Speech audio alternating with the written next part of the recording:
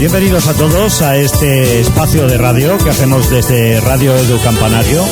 Ya saben que ustedes que Radio Edu es la radio de la Consejería de Educación de la Junta de Extremadura.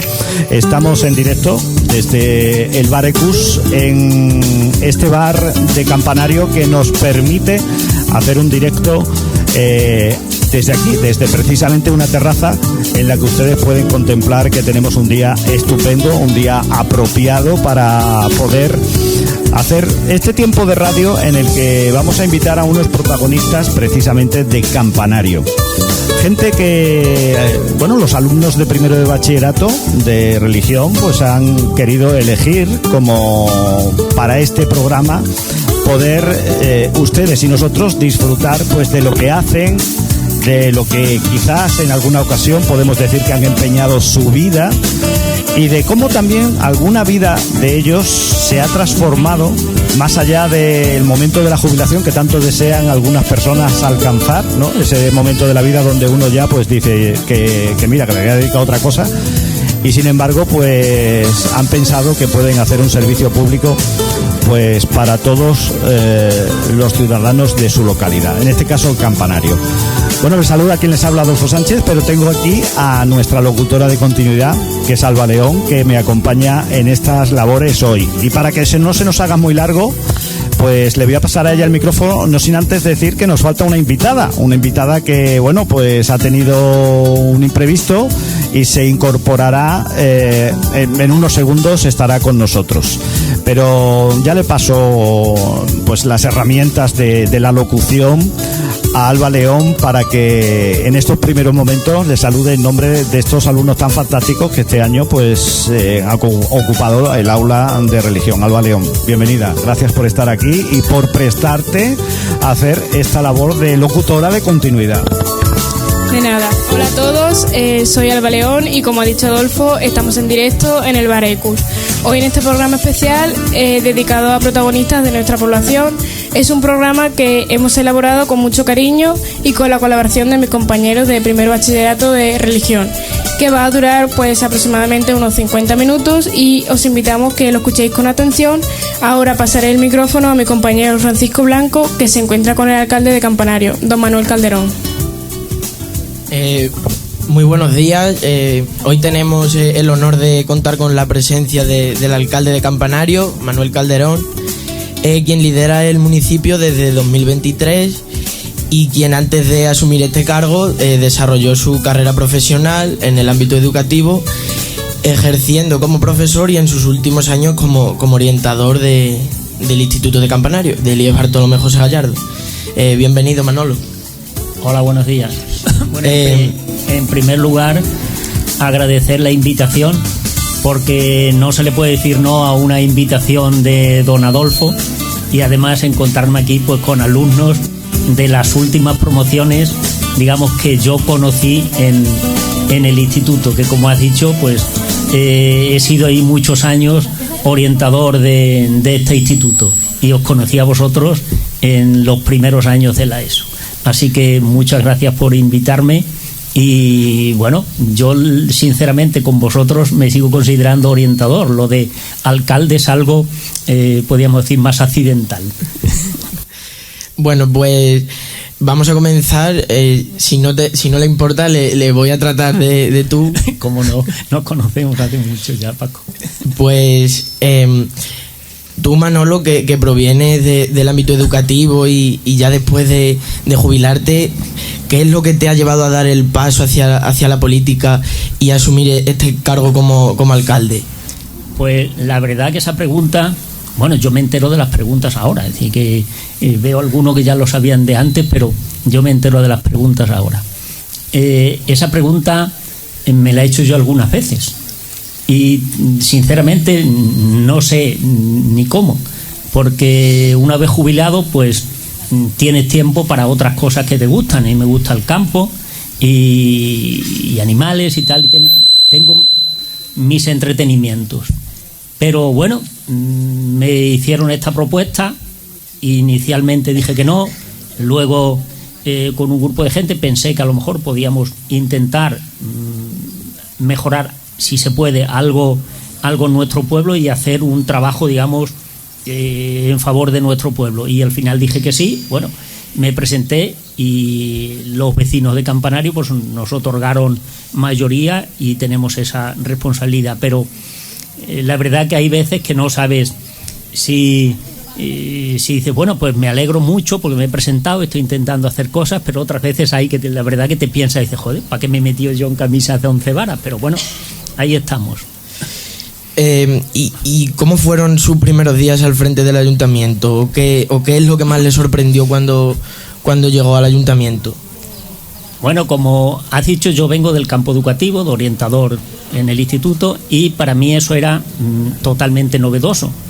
Yo no había tenido ninguna experiencia en ningún partido político. Bueno, participé en una lista como independiente, pero nada más. Fue en esa lista, nos sacamos concejales y tal. Yo no había tenido ninguna experiencia. Para mí es todo nuevo, no tenía nada que ver con el campo educativo. Solamente una cosa, digamos, podía tener cierta relación, y es el trato con la gente, el trato con las personas, pues como orientador tienes que hablar mucho con alumnos, con familias y demás, y es lo que me servía un poco de experiencia. Lo demás era todo novedoso, saber un poco cómo funciona un ayuntamiento, recurriendo y dando las gracias pues a la colaboración de técnicos, ya sea la secretaria del alcalde o la secretaria interventora, es decir, y otros funcionarios que son los que hacen que funcione el ayuntamiento. Y luego, pues, cuando tú entras, crees que hay unas cosas o que vas a disponer o vas a tener muchas posibilidades de hacer, pues dices, bueno, a ver en qué situación está el ayuntamiento. Nosotros, la verdad, nos encontramos una situación económica bastante grave, o yo lo considero así al menos, y no disponíamos de dinero y vamos a hacer tal cosa. Bueno, y te dice la secretaria, no, pues si es que no puedes hacerlo, porque no hay dinero, con lo cual eso te limita bastante. Así que para mí ha sido todo novedoso, he tenido que aprender muchas cosas y bueno, con la ayuda de todos, pues vamos intentando sacar los problemas hacia adelante. Pues hablando ahora sobre gestión y prioridades en el ayuntamiento, a casi 2 años de asumir el cargo, ¿cuáles consideras que han sido tus principales logros? Bueno, vamos a ver. Todo es un poco relativo, porque cuando tú quieres o de antemano tienes previsto hacer una serie de cosas. Y hay muchas cosas que no puedes llevarlas a cabo sobre todo por cuestiones económicas.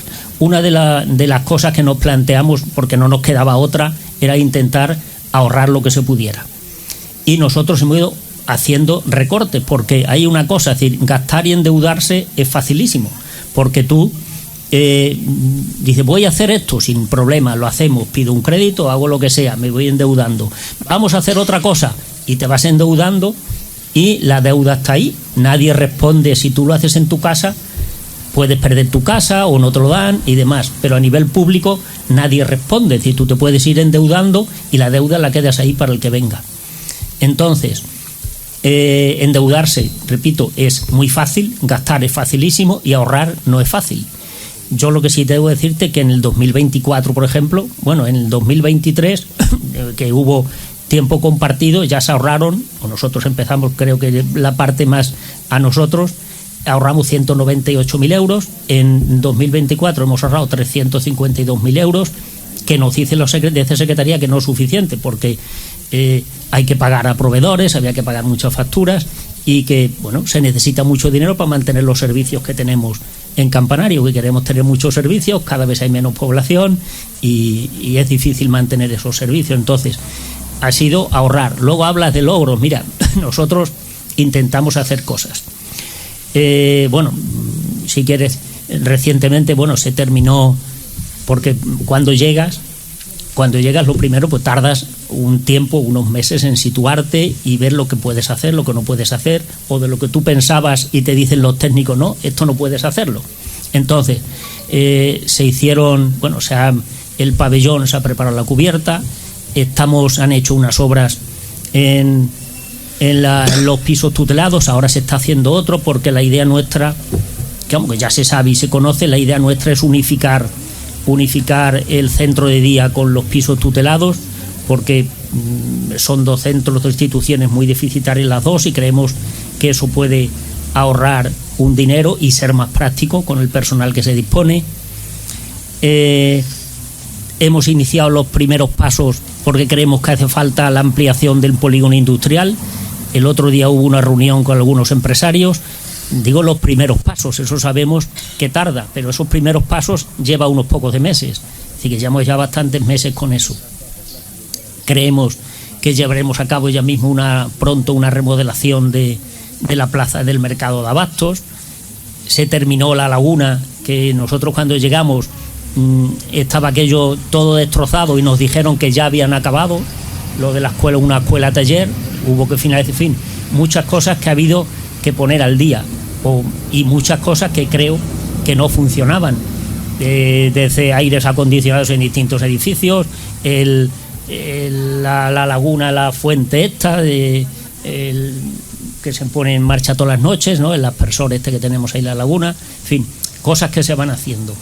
Evidentemente quedan cosas muchas por hacer porque es limitado y limitadas las posibilidades. Pues cambiando de tema, vamos a hablar ahora sobre la ciudadanía y la participación. ¿Cómo está fomentando la participación ciudadana en su gobierno? Por ejemplo, antes para hablar con el alcalde, pues había que solicitar una cita que en muchas ocasiones no llegaba o tardaba en llegar. ¿Eso sigue igual o ha cambiado? Vamos a ver, yo una de las cosas, digo a título personal, no ya a nivel de grupo, a título personal que a mí me ha preocupado, pues siempre he dicho es, digamos, que se haga, porque estamos en un pueblo de 4.700 habitantes, que es posible que ya no lleguemos a los 700, a los 4.700 con el número de fallecimientos que hemos tenido este año. Creo que las relaciones en un pueblo deben ser, desde mi punto de vista, más personal. Y yo dije que siempre que alguien fuera había que atenderle. Y siempre he dicho una cosa, la puerta del despacho del alcalde está abierta siempre. Y siempre que llega alguien y yo estoy por allí, se le atiende. Evidentemente, si tú llegas y estoy en otro sitio, no se te puede atender. Pero si se hace una cosa, si tú vas y no en ese momento, tú quedas allí a la secretaria un número de teléfono, yo te llamo después, llamo a la gente al día siguiente. Entonces creo que no hay que, hasta la hora, no ha habido que pedir ninguna cita y toda la gente que va es atendida. Otra cosa es, bueno, que se vayan más o menos satisfechos, pero atención personal sí la hay, porque eso es una faceta que a mí personalmente me gusta y creo que debe ser así. ¿Qué planes tiene tu gobierno para mejorar los servicios sociales o el apoyo a personas mayores? Mira, antes he dicho, he nombrado centro de día, centro de noche, lo que pretendemos es la unificación, pero ahora concretamente ha empezado un programa que venía de la Junta, pero aquí se está haciendo a través de una empresa, y es el respiro familiar. Es decir, alguien que tenga una persona con discapacidad o con algún tipo de minusvalía o que necesite un grado de dependencia mayor, es decir, puede solicitar que unas horas al día o una serie de días alguien se encargue de tu familiar para que tú puedas, digamos, descansar, tener un respiro. Y ese programa se ha empezado ahora recientemente, se está haciendo aquí a través de una empresa. Y también ahí, sigue porque se venía existiendo desde antes lo que es la ayuda a domicilio, servicio de dependencia. Es cierto, la ayuda a domicilio se ha aumentado bastante ahora, se llegó a un acuerdo con la Junta y no han aumentado horas y demás. Entonces creo que las personas mayores, hasta cierto punto podríamos decir, están siendo atendidas. Evidentemente hay algunos que pueden necesitar más horas de ayuda en su casa y que no se pueden dar todas las horas que uno quiera, pero se intenta responder a las necesidades en función de todo lo que se tiene, y creo que medianamente se está haciendo medio regular. Sobre desarrollo y futuro en el pueblo, ¿qué proyectos tenéis desde el ayuntamiento a medio y largo plazo para fomentar el empleo y el desarrollo económico local? Bueno, yo te he dicho primero, es decir, creo que desde mi punto de vista, al menos el ayuntamiento lo que tiene que dar es las facilidades a otra gente, a las empresas, a los emprendedores que haya, creo. Y, por ejemplo, si te he dicho antes, los pasos que se están dando de ampliación del polígono. Aquí ha habido empresas ya de Campanario que, bueno, por no disponer de suelo, se han ido a montar su empresa al polígono este que hay antes de llegar en Villanueva, Montepozuelo, me parece que se llama, ahora no sé ahora mismo, al polígono ese industrial ahí de Villanueva. Entonces creo que al menos si se le facilita ese terreno a la gente, es decir, que te puedan hacer sus parcelas y construir, es una manera de facilitar el empleo. Bueno, aquí, y yo doy las gracias, pues a nivel del pueblo hay una empresa que se ha instalado hace pocos años, de Pidetaxi, que está contratando a bastante gente, y parece ser que eso hace que muchos jóvenes que terminan sus estudios y demás pues puedan tener empleo ahí. Aquí sabemos que el empleo pues no es digamos una de las mayores expectativas que tenemos, pero yo os animo a los jóvenes a una cosa, es decir, aquí en Campanario, en muchos sitios se necesitan electricistas. No hay fontaneros, ya queda uno. Es decir, no hay. Es decir, todos queremos, vosotros estáis estudiando bachiller, y yo me parece que os felicito y os animo a que sigáis y continuéis vuestros estudios y con aquella carrera que os guste. Pero hay mucha gente que van a hacer ciclos y demás, pero hay otras profesiones que no hay gente. Es decir, sencillamente, es decir, es una contraposición eso, es decir, una paradoja, es decir, hay parados y resulta que no hay fontaneros, no hay electricistas.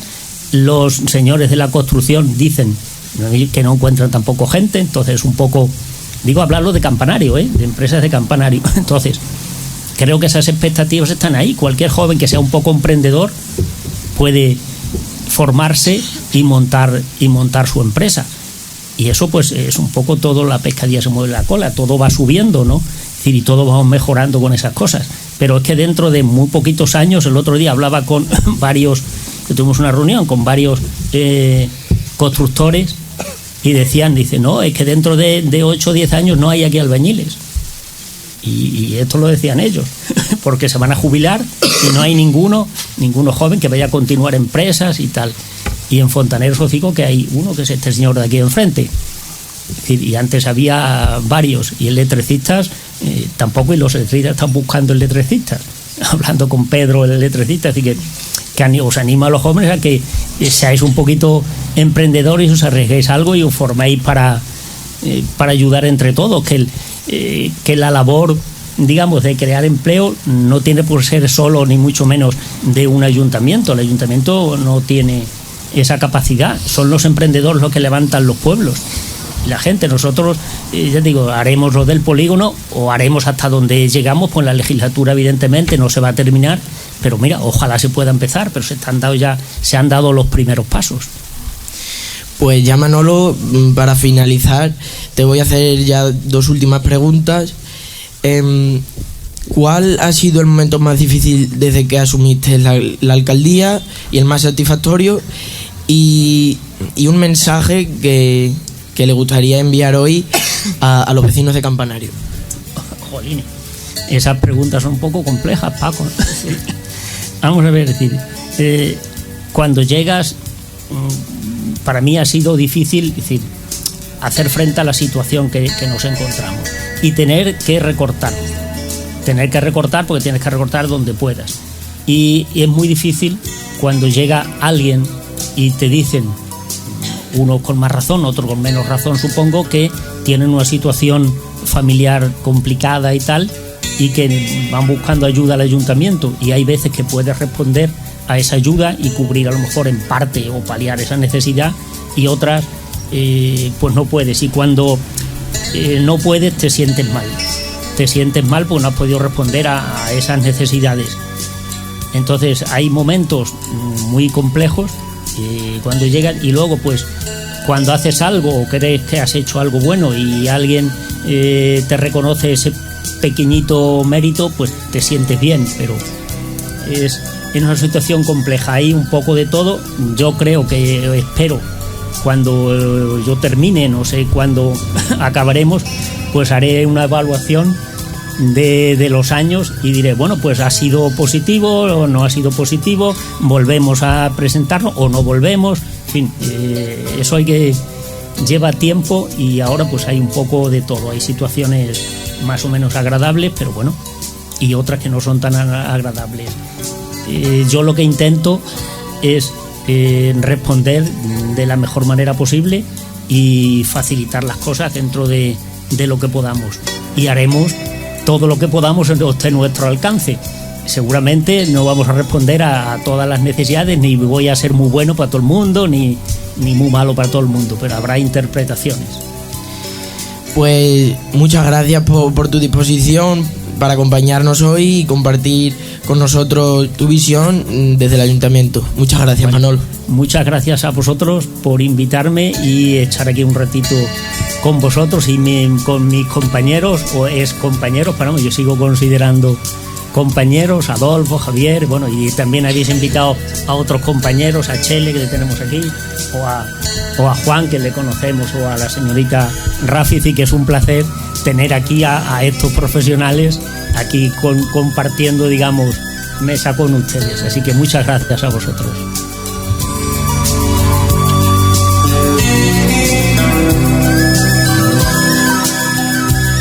Bien, pues agradecemos a Manolo que haya venido. Sabemos que tiene otras ocupaciones hoy.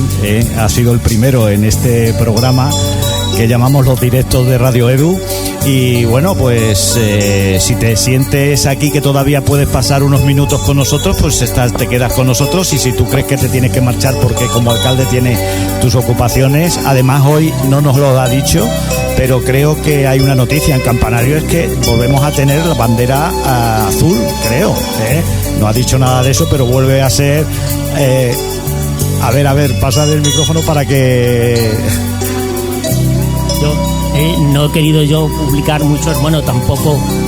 La bandera azul tiene muchas caras. Hoy precisamente yo no he ido porque había quedado con vosotros.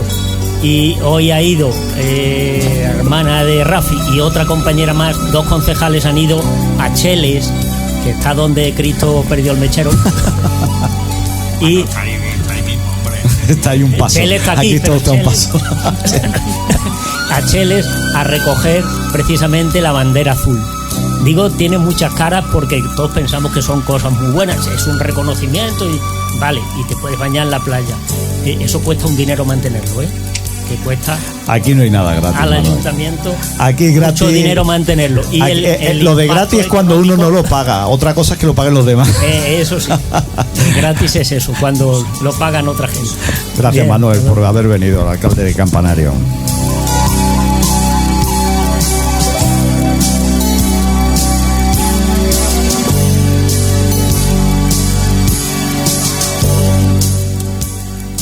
Ahora vamos a pasar con Fernando Díaz, que va a entrevistar a Rafaela Cano. Ella es una escritora de nuestra localidad y ha publicado en ella numerosas obras de gran éxito. Adelante, Fernando. Hoy tenemos una invitada muy especial, una mujer que ha convertido la historia en una aventura apasionante. Hablamos de Rafaela Cano López, escritora, profesora y mente brillante detrás de novelas como Los Ojos de Dios, La Senda del Rey y la historia y la recién llegada El Linaje Maldito. Bienvenida, Rafaela, qué gusto tenerte con nosotros. Buenos días a todos, perdonad el retraso, pero de verdad que se me había olvidado cosas que a mí no se me olvidan, se me olvidan pocas cosas, pero bueno, esto se me había olvidado y no sé por qué, porque tenía mucho interés, porque 35 años de mi vida dedicado a estar con todos vosotros, pues eso tiene todavía un pozo ahí que es difícil de olvidar, así que estoy encantada de volver a estar con los alumnos. Para mí siempre son alumnos, no jóvenes ni nada, son alumnos. Y bueno, pues nada, pregúntame lo que quieras, que yo, como decía aquel, te contestaré lo que me dé la gana. Rafaela, tú comenzaste como profesora de lengua y literatura. ¿En qué momento decidiste dar el salto a escribir tu propia novela?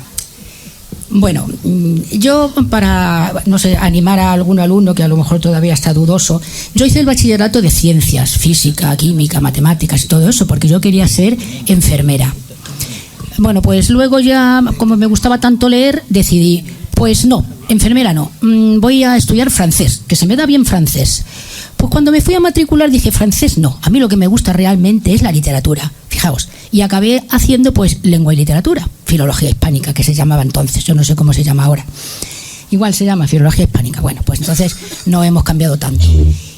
Y bueno, pues allí cuando uno estudia filología, pues se crea allí un ambientecillo de escribir con tantos autores, tienes tanto que leer, algunos profesores que son también escritores, y te van dando así como ideas y decir, porque yo en bachillerato a mí no se me había ocurrido nunca escribir. Yo ya os he dicho que yo era de ciencias puras y entonces no.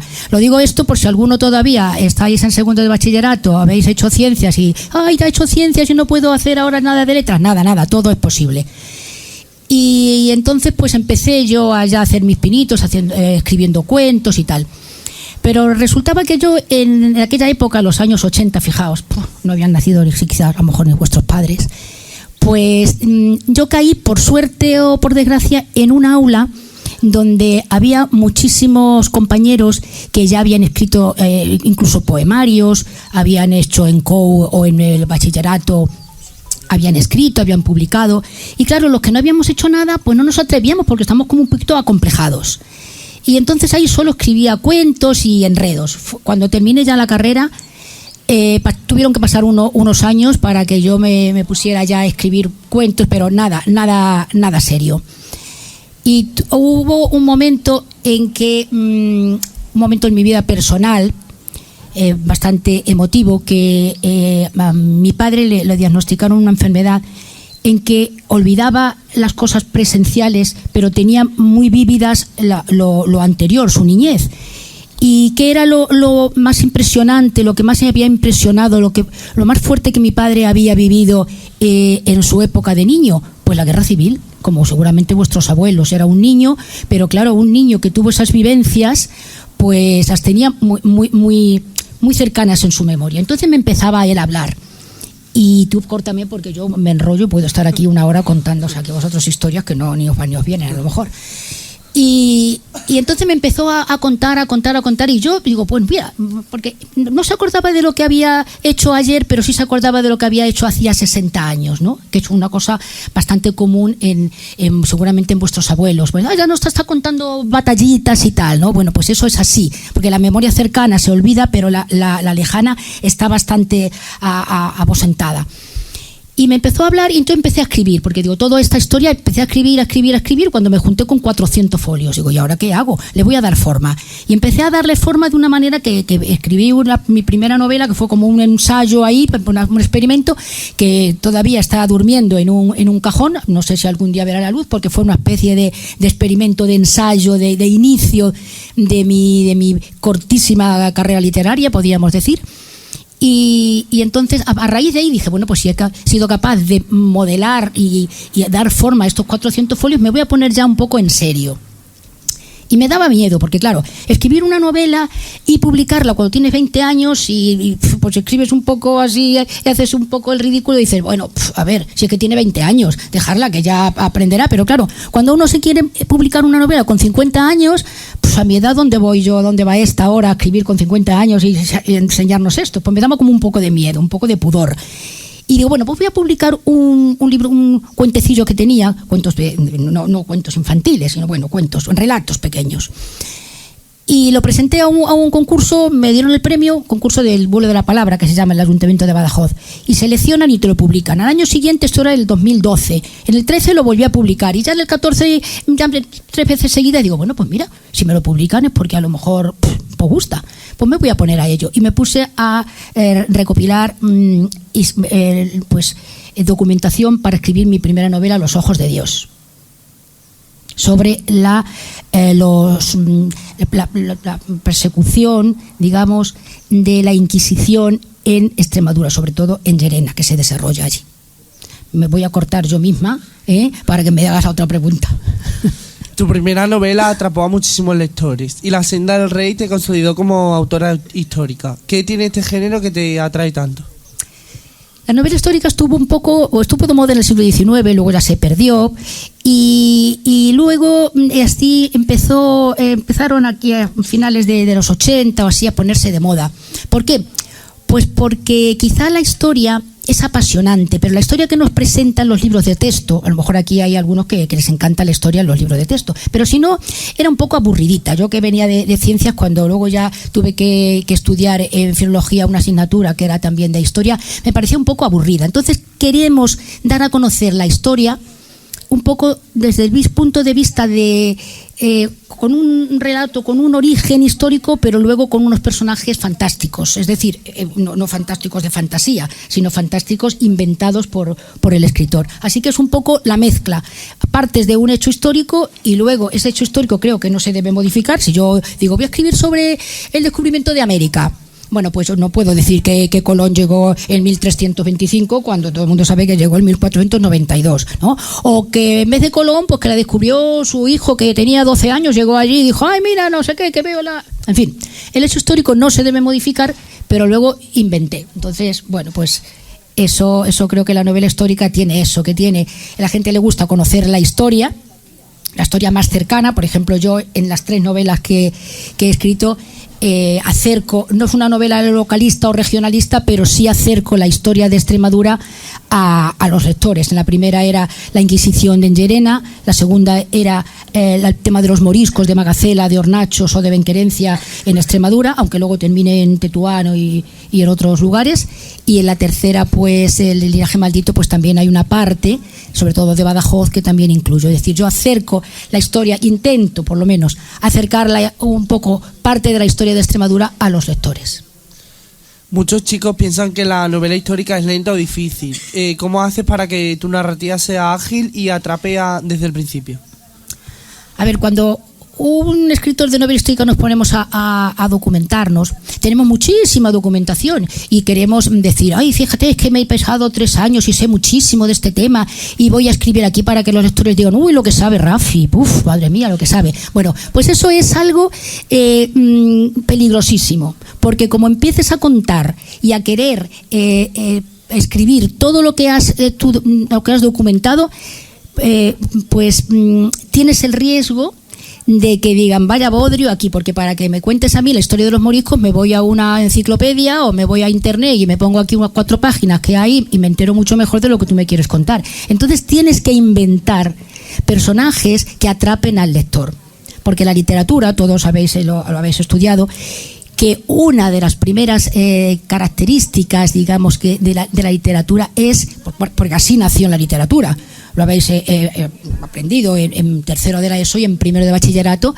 el inicio de la literatura es entretener. Cuando nace la literatura, los primeros pues son los romances, que eran entretener a los juglares por los pueblos. Entonces, no se debe olvidar, muchas veces dice, es que la literatura debe aprender para cambiar la sociedad, para cambiar las ideas, para luchar contra... sí, todo eso es verdad, que todo eso está bien, pero también tiene otra faceta, que es entretener. Entonces, yo creo que hay que entretener. La enseñanza con el entretenimiento no está reñida. De hecho, las obras más importantes de la literatura han atrapado a los lectores, y no solo porque han documentado, han enseñado, han transmitido algún mensaje, sino porque nos han entretenido. Entonces, hay que inventar personajes y situaciones entretenidas para atrapar a ese lector. Seguro que muchos jóvenes que nos escuchan ahora mismo están soñando con escribir. ¿Qué consejo les darías? Pues cuando uno quiere jugar al fútbol o cuando uno quiere hacer otro deporte, que es en la época de ello, es el entrenamiento. ¿Y cuál es el entrenamiento de una persona que quiere escribir? Leer. A mí me llama mucho la atención cuando veo a unas redes sociales a unos chicos jóvenes que tienen 20 años, que escriben un libro, y digo, pues sí, lo puede haber escrito un libro maravilloso, pero ¿qué entrenamiento tiene este? Porque claro, el Yamin Yamal, que está tan de moda, este chico, sí, tiene 18 años, pero a lo mejor está jugando al fútbol y entrenando desde que tenía 5. No estuvo 16 años en el botellón y de pronto me dice, anda, mira, que me van a descubrir aquí, ahora soy el mejor jugador y me van a dar 20 millones de dólares. No. Ha tenido mucho entrenamiento y lo tiene. lo tiene. Seguramente no puede ir a hacer botellón como muchos chicos todos los días, ni nada de eso, ni irse 2 meses a la piscina, ¿eh? No, que va. Se levanta a las 7 de la mañana a entrenar y se acuesta a las 9 y no come helados ni nada de eso. Bien, entonces ese es el principal entrenamiento. Leer, y luego lo otro pues ya vendrá, pero ahora estáis en época, si alguien quiere dedicarse a escribir, que empiece a escribir, claro, pero sobre todo que lea, y que lea cosas buenas, malas, regulares, como decía Cervantes, que él escribía hasta los papeles que encontraba por el suelo. Así que no, es que escribe nada, si tenéis que leer la revista pronto, pues se lee, que de todo se aprende, sobre todo de la lectura.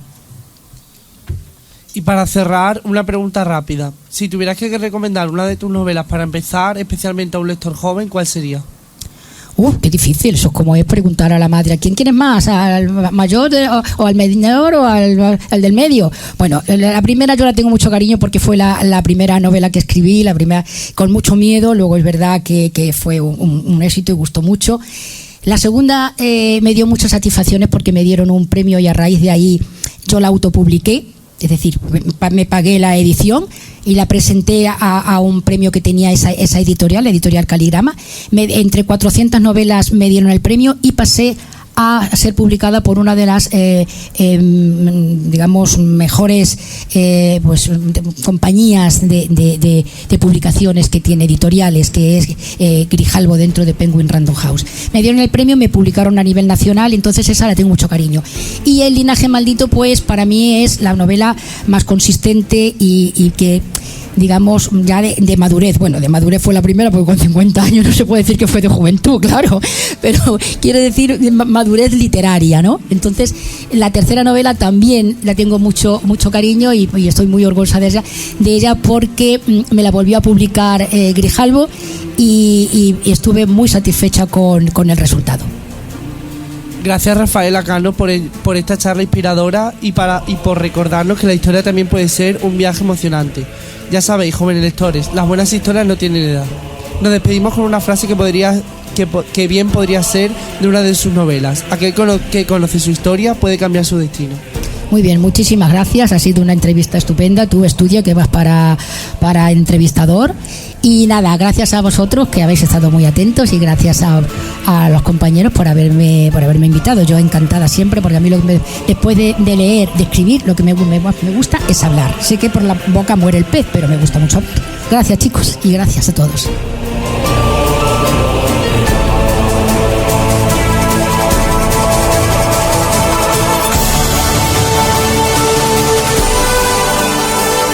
La verdad es que ha sido un placer tenerte, Rafi. Gracias por venir. Ya sabíamos que algo había pasado, porque no has faltado nunca a tu cita con el Instituto Bartolomé José Gallardo, y la verdad es que bueno, pues estos chavales querían tenerte en este especial que hacemos todos los años de Radio Edu, en este exterior del ECUS. Pues queríamos tenerte para que nos hablaras de esa obra que está triunfando, y que ustedes pueden acceder a ella desde cualquier plataforma online y también yendo a una librería, que es lo usual y a lo que le invitamos que hagan, ir a las librerías y fomentar ese pequeño comercio. Bueno, pues seguimos en este especial de Radio Edu y seguimos con Alba León. Bueno, ahora Francisco Díaz tendrá hoy una suerte tremenda, porque todos conocemos a un profesor que se encuentra hoy con nosotros y que nosotros siempre le hemos llamado Chele. José María Gallardo Durán ha sido profesor de inglés en nuestro Instituto Bartolomé José Gallardo. Gracias por venir. Adelante, Francisco. Naciste en marzo de 1956 y desde muy joven tuviste claro que querías ser profesor, ¿verdad? Pues sí, yo creo que Josefita la comadrona le dijo a mi madre: Rosa, has tenido un profesor. En el año 56. O sea que sí. Nunca me planteé otra cosa. De la escuela pasamos al bachillerato elemental, del bachillerato elemental la reválida, del bachillerato superior, la reválida de sexto. Me tocó el segundo COU, ya se había acabado PREU. Y cuando llegué a la facultad me matriculé en filología inglesa y alemana y nada, me fui a Inglaterra, me vine, me presenté a oposiciones, la saqué y 40 años dando por saco.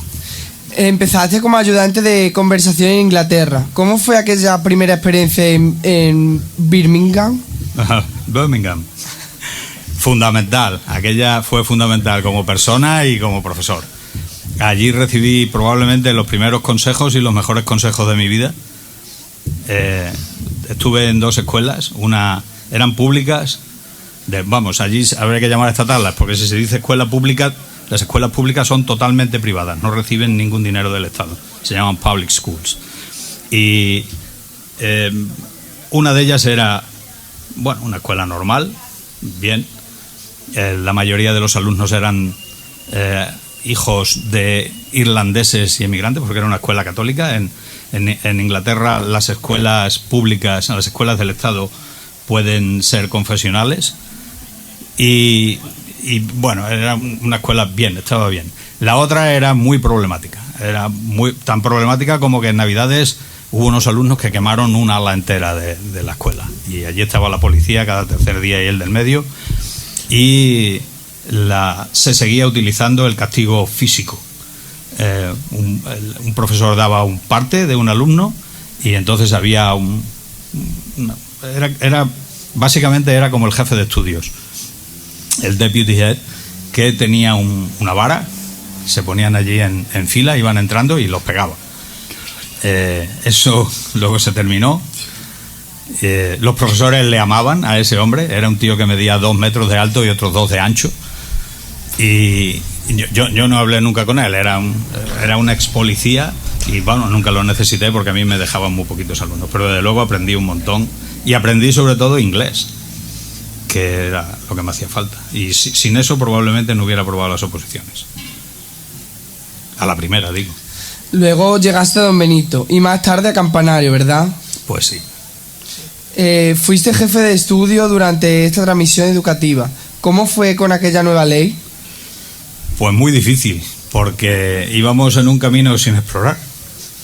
No había papeles, no había nada, solo había una ley que había que desarrollar y de golpe el instituto pasó de 250 alumnos de BUP y COU a 660 alumnos de secundaria. Un auténtico infierno.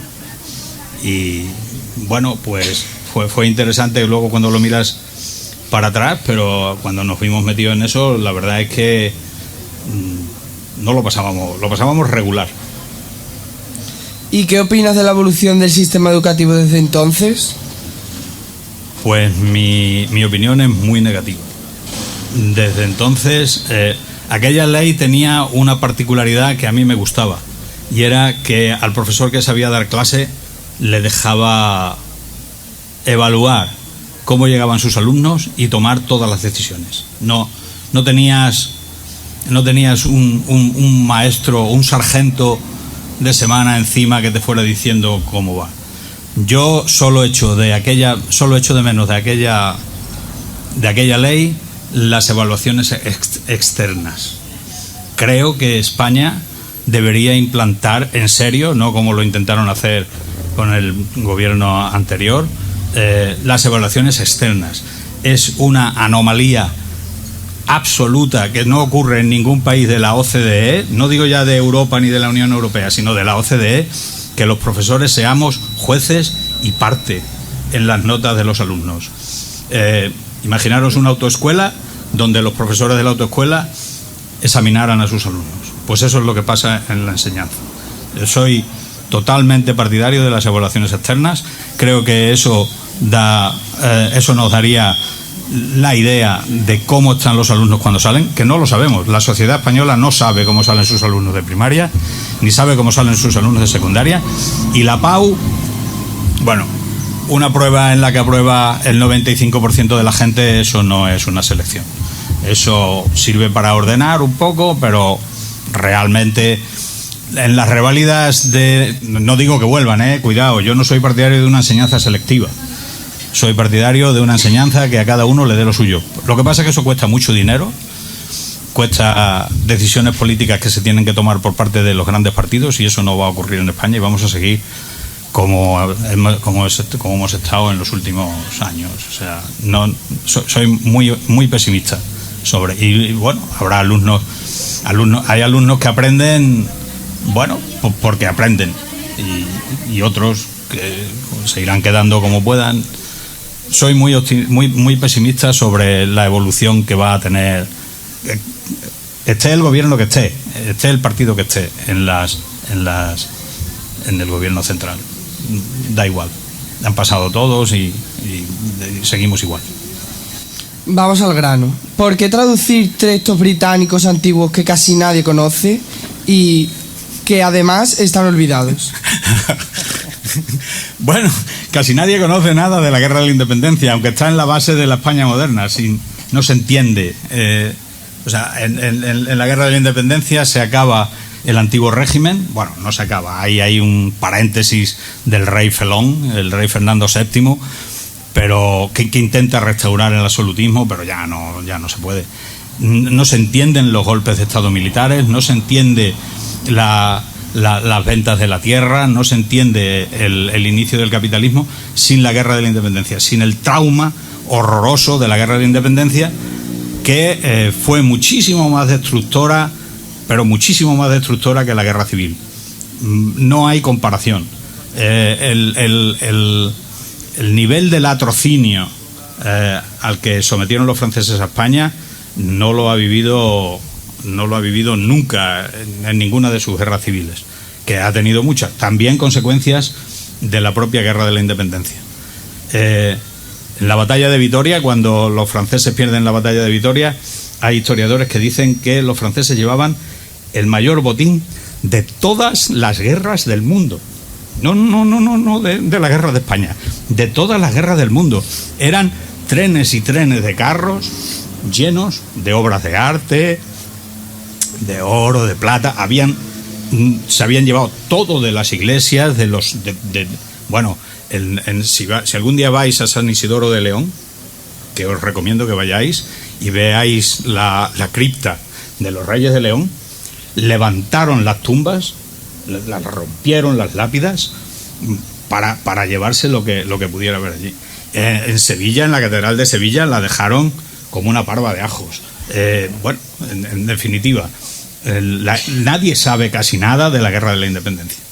Y desde luego siempre se ha ocultado en España que, no digo ahora ni antes, en España se ha ocultado que aquí en España se quedaron en tierra, enterrados, muertos, más de 40.000 británicos. No digo ingleses, británicos, porque había irlandeses, ingleses, galeses y escoceses. 40.000. Y movilizaron para la Guerra de España más de 200.000 soldados.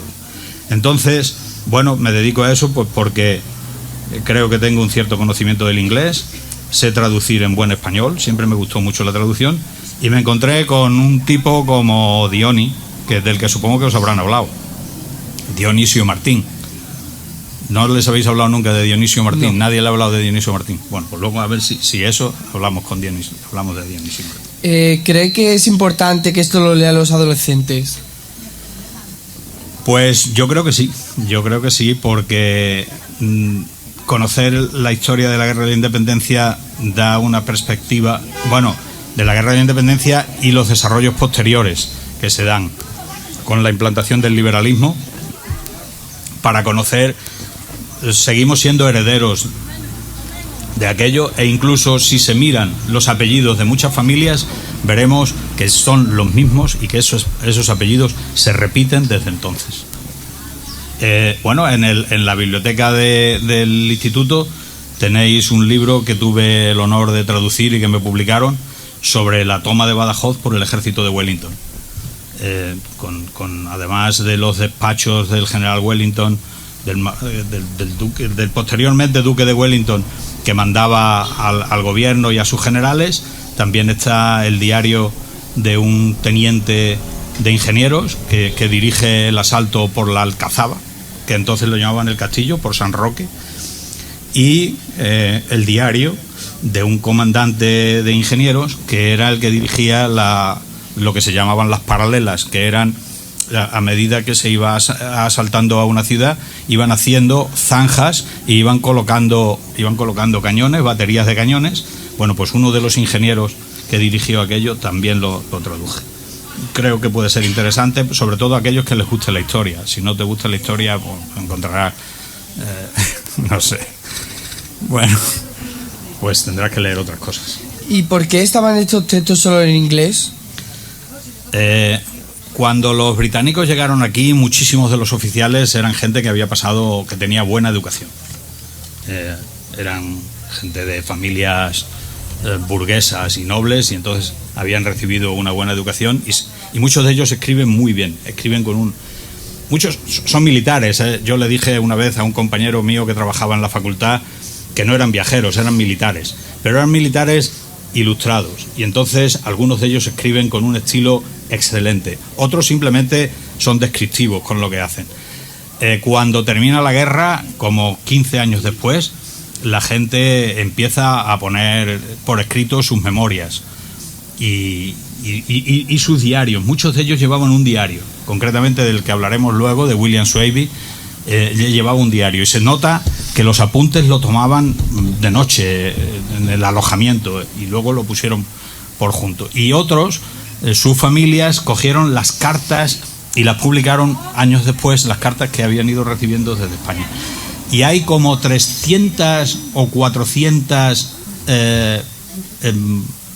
300 o 400 libros. O sea, los británicos empezaron a escribir como no habían escrito nunca en ninguna de las otras guerras, y muchas de ellas son desconocidas en España, lo mismo que son desconocidos que aquí hubo tantísimos británicos, concretamente que en Campanario y en la zona pues llegó a haber un ejército de más de 20.000 hombres.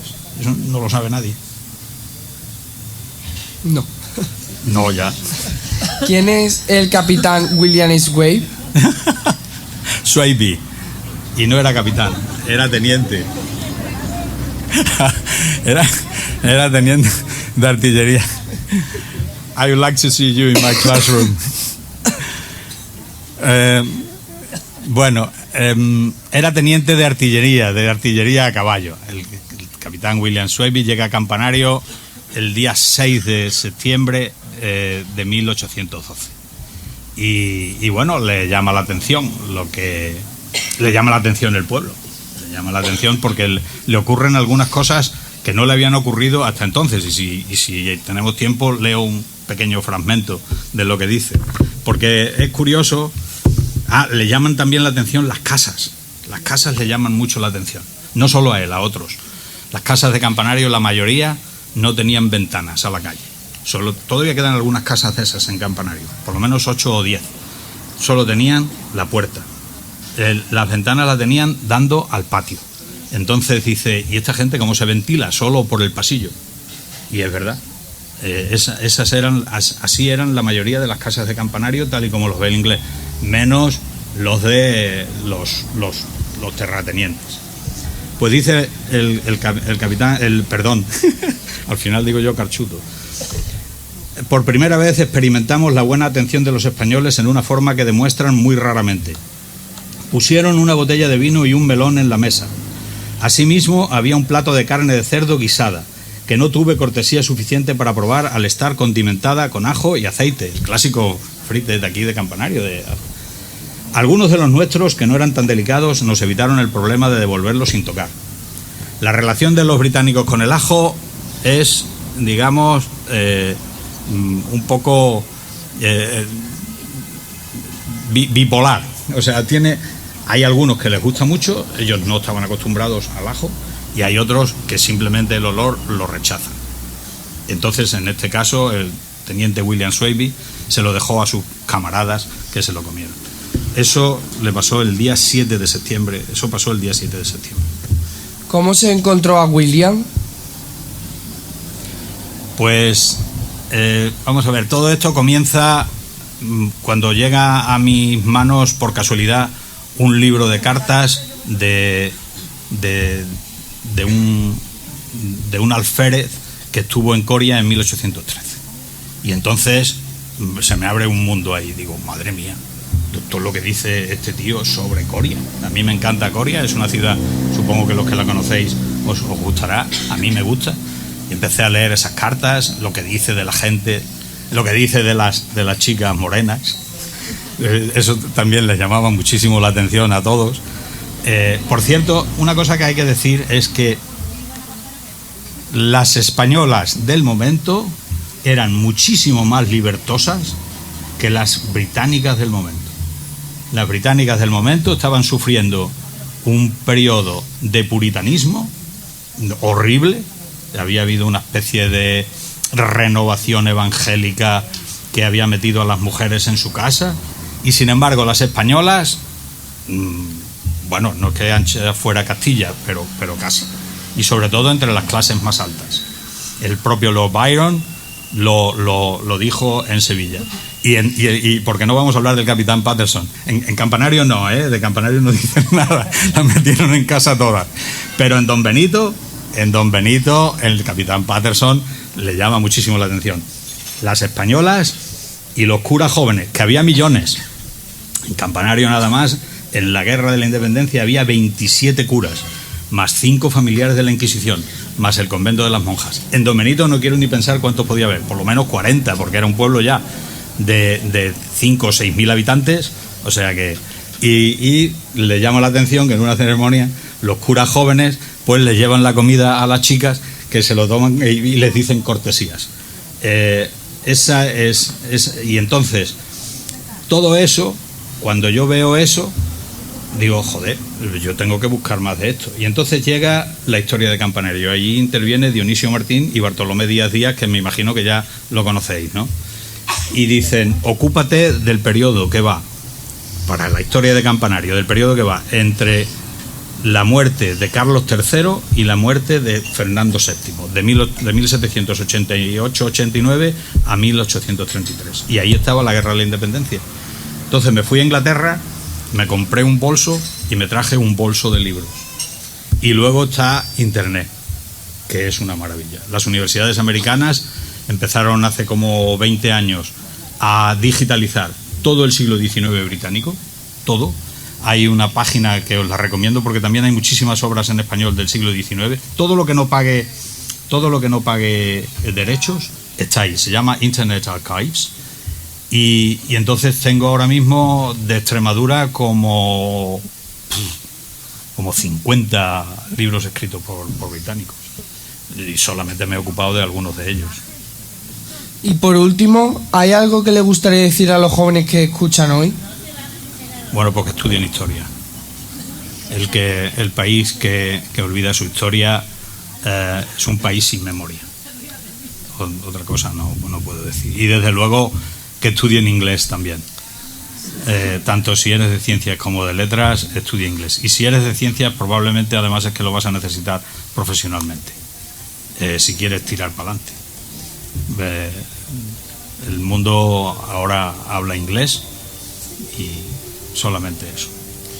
Muchísimas gracias por compartir su historia con nosotros. Y a nuestros jóvenes oyentes, no olvide que detrás de cada guerra hay historias humanas, como la del capitán William y como la de Campanario.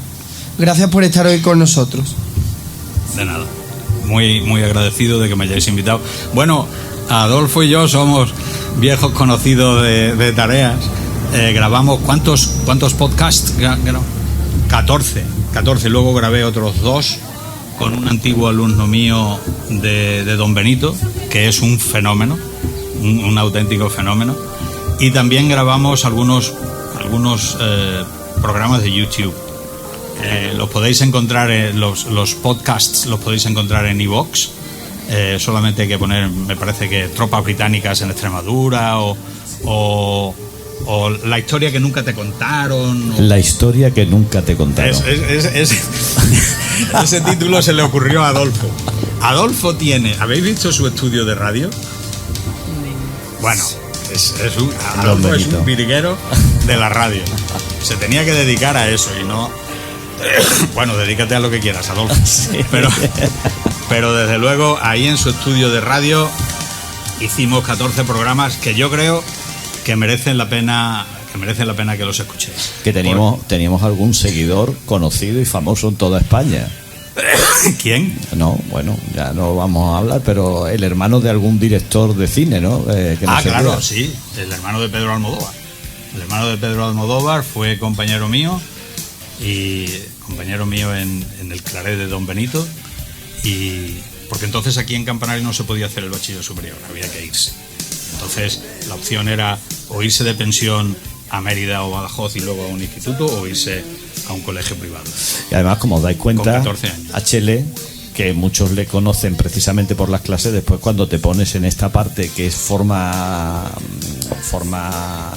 parte, y valga la redundancia, de su hobby, de investigación, de toda esta presencia de las tropas británicas en el territorio extremeño, pues es un placer escucharle, ¿eh? No pasa el tiempo escuchándole, y la verdad es que si tenéis ocasión de meteros en iVoox, es una empresa española, es una empresa española, yo creo que sí. Ahí está la historia. Dijimos al principio como nunca te la habían contado, y después como nunca te la contaron, no sé exactamente cómo está, pero os va a salir. Y son 14 episodios que hicimos con muchísimo cariño, que llevaron mucho trabajo por parte suya de investigación y realización, y por parte de la edición, y después Dobane, que es un encantado de la investigación histórica de toda nuestra zona de influencia, pues la verdad es que le siguió acompañando, porque la verdad es que merece la pena sacar estas cosas para que vosotros también las conozcáis, ¿eh? Yo le pasaba a Adolfo el guión, y él era un partener perfecto, porque cuando le llamaba una cosa decía, pero bueno, ¿y esto? ¿Y cómo pasó por aquí? Y entonces es eso lo que se necesita, que alguien haga cuando tú, porque si no empiezas a hablar, cuentas el rollo y ya está. No. Adolfo era un tío que cogía el guión y decía, venga, y a ver esto, y este tío, ¿por qué estaba alojado en tal sitio? ¿Y por qué hicieron esto? ¿Y por qué se...? En fin. Eso. Muchísimas gracias, José María, por venirte y por compartir este ratito con nosotros. Sigue Alba León. Look at that mama, got it sticking in the cameraman. Look at her so. Como hemos visto, nuestros invitados han sido docentes. María Muñoz nos presenta a Juan Sánchez. Este hombre ha ido acumulando durante su vida esos utensilios que fueron tan imprescindibles en otra época. Hoy sobreviven gracias a Juan. María, adelante. Así es, hoy tenemos con nosotros a alguien muy especial, Juan Sánchez Huertas, conocido aquí en la localidad como Juan Conejero, maestro jubilado y creador del Museo Arte, Naturaleza y Etnográfico de Campanario, un museo único que guarda verdaderos tesoros del pasado de nuestro pueblo. Bienvenido, Juan, es un honor tenerte aquí con nosotros. Muchas gracias. Juan, estoy muy contento de estar aquí con la juventud, que siempre se pega algo. Y bueno, son muchos años los que he estado dedicado a la enseñanza toda mi vida, por distintas regiones de España. He estado en Cataluña, en el País Vasco, en Andalucía, y mi final en Extremadura, y al final también, los últimos años en Campanario. Juan, ¿nos podrías contar cómo comenzó todo esto? ¿Qué te llevó a crear ese museo? Bueno, pues en casa tenía yo muchos aperos de mi padre, era del campo, labrador, y se iban a tirar, y yo decía, qué pena de tirar esto, y empecé a recoger lo que tenía, a ordenarlo, y alguna gente empezó a verlo y les gustaba. Dice, pues yo tengo en mi casa tal cosa y yo tengo lo otro, y empecé a recoger y recopilando. Aparte, también en otros sitios que han tirado, había el Corte Inglés, que le llamábamos, en el basurero tiraba la gente cantidad de objetos, que ha sido una pena que se tiren tantas cosas bonitas. Mira, una de las cosas, estoy recordando, los albañiles estaban tirando en el camión todos objetos de un doblado, y fui allí, ¿qué hay aquí? Dice, se han tirado muchas cosas por ahí en el basurero, y cogí el coche, me fui allí, y entre las cosas que había, lleno de tierra, si esto parece un pañuelo bordado. Efectivamente, un pañuelo bordado precioso. Estaba ya picado en algunos sitios, pero luego le hemos puesto una tela muy bonito, y cosas así muy interesantes también. ¿Y por qué decidiste abrirlo al público? Bueno, al público, para que el público disfrute y para que conozca la historia de nuestro pueblo, porque ahí está resumida toda la historia de nuestro pueblo, porque el museo tiene varios apartados. Uno, empezamos entrando, tengo puestas las flores principales, o sea, las plantas más conocidas de Campanario, que precisamente se van a perder los nombres porque los pastores ya están en el cortijo o en los establos y ya no van con las ovejas. Entonces no tienen relación con las plantas. Los agricultores van con el tractor y lo único que hacen es echar herbicidas para matar las malas hierbas. Y todas estas plantas muy conocidas que han sido unas medicinales, otras para comer, que siempre se han utilizado muchas plantas, y otras para cuajar la leche, hay otras que son venenosas, de todo hay.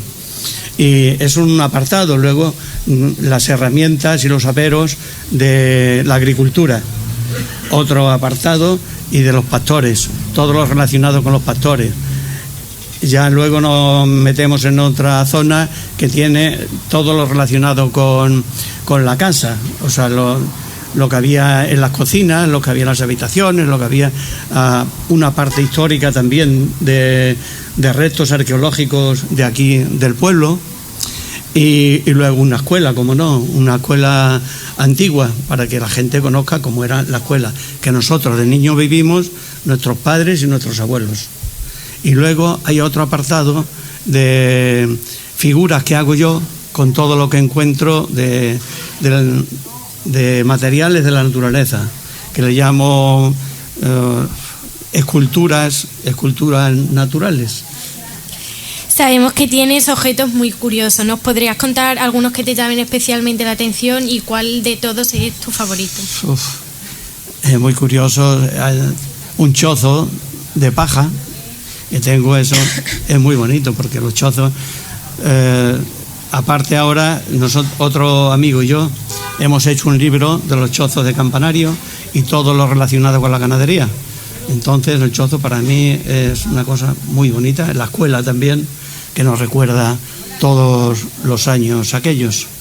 Y bueno, figuras, no sé qué diría de lo más bonito. Lo que sí os invito es a que lo visitéis, lo que no lo hayáis visitado, que vayáis a visitarlo y a disfrutar. Sabemos que también has escrito algún libro. ¿Sería posible que nos contaras algo acerca de ellos? ¿Por qué decidiste escribirlos? Sí, pues aquí tengo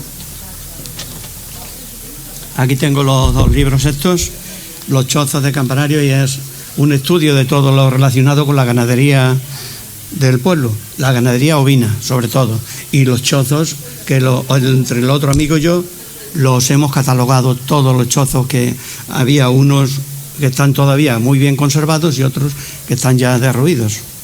Y luego este de Campanario en versos. Aquí lo que hago es escribir todo lo relacionado con Campanario, tanto de la flora, la fauna, los monumentos, las fiestas, todo lo relacionado con Campanario, y me dio por escribirlo en versos sencillos, porque está hecho un poco para niños, pero a la gente mayor también les gusta. Y luego hay otro apartado que son poemas para niños escritos en verso. Y bueno, este es el libro, si no lo conocéis, ahí tenéis.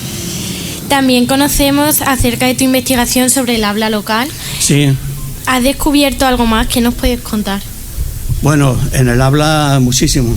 O sea, lo tengo ya casi todo recogido. Lo que quiero es hacer un libro que se titule El habla de Campanario. En la revista esta de Al Aire siempre escribo 3 o 4 páginas con el vocabulario de Campanario.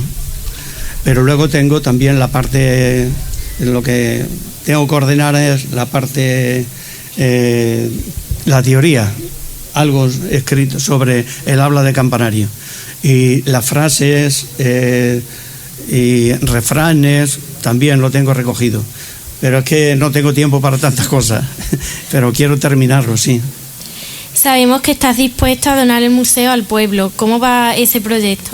Bueno, pues yo he dicho, y el alcalde está aquí, que puede apoyar todo lo que se pueda para hacer un museo local. Yo lo dono, todo lo que tengo, para que se haga un museo bonito en Campanario, y que puede ser también un foco turístico, puede ser una atracción para cualquiera que venga a ver el pueblo y darle importancia al pueblo. Y si esto llega a producirse, ¿qué te gustaría que tuviese ese futuro museo? Pues todo lo que he dicho, pero sobre todo la parte de la ganadería, de campanario que fue de tratantes, de mulas, es un apartado que se puede hacer. La romería de piedra escrita también sería importante dedicarle un apartado. Y luego, pues en general, otro apartado puede ser la figura que hago yo, junto con pintores del pueblo. Juan, antes de despedirnos, ¿qué mensaje te gustaría dejarle a los jóvenes que nos escuchan? Pues que tengan aficiones.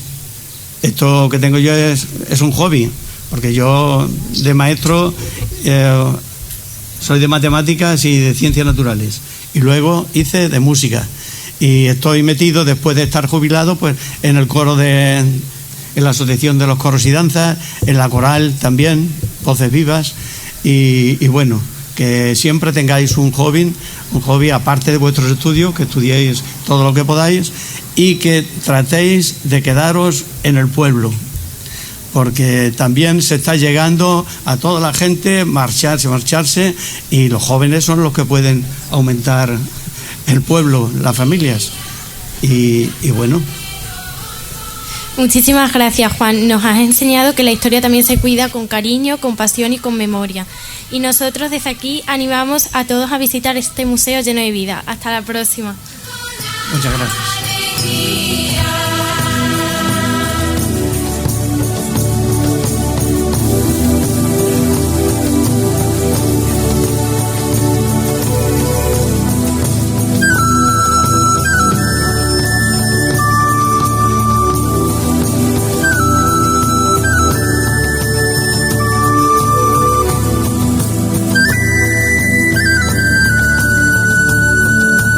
La verdad es que yo tenía muchas ganas de tener a Juan en el estudio de Radio Edu, porque, bueno, creo que estuviste en tiempo, hace ya unos años, cuando empezamos esta actividad en el Instituto Bartolomé José Gallardo, y han pasado ya 7 años largos de que el Instituto Bartolomé José Gallardo de Campanario tenga su propia radio escolar, que pueden ustedes escuchar a través de streaming, habitualmente las 24 horas del día, los 7 días de la semana.